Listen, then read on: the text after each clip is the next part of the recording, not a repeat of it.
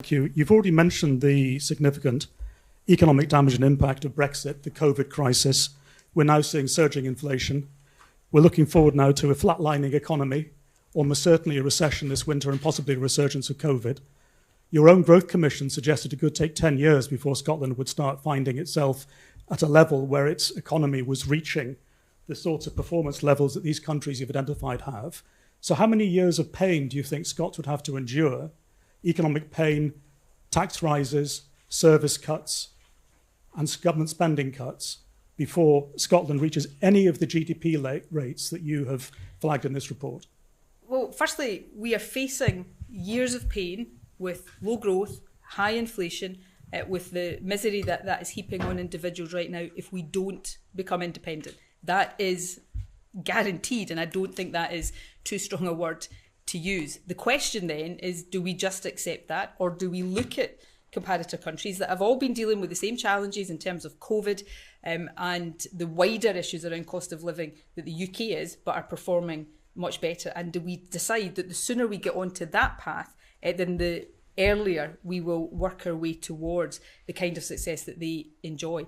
And that question then is determined by the decisions we take. The starting point of independence, of course, will be subject to negotiations, and then the decisions we take to ensure that we start to emulate comparable countries rather than continue to be consigned to low growth and higher cost of living and lower living standards as a result of remaining within the Westminster system. Well, the starting point is when Scotland votes independence, and then we will have a process of negotiation. But this question to me is just as legitimately turned on its head. We know right now that if we don't become independent, all of the things that you have set out are guaranteed. We are seeing a UK that will next year have the lowest growth of the G20 with the exception of Russia. We see higher costs of living than almost any other developed economy.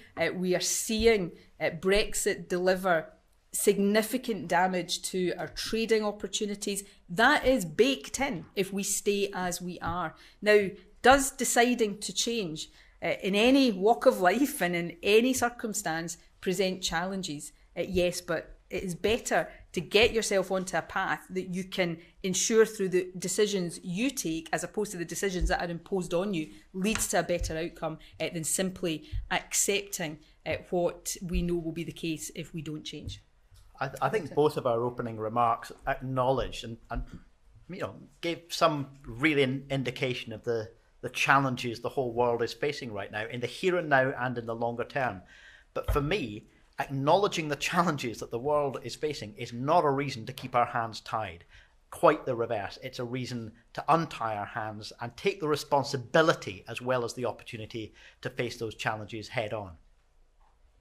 I'll go to the FT next, and then if I can see some hands up. I've got lots. Okay. Afternoon, First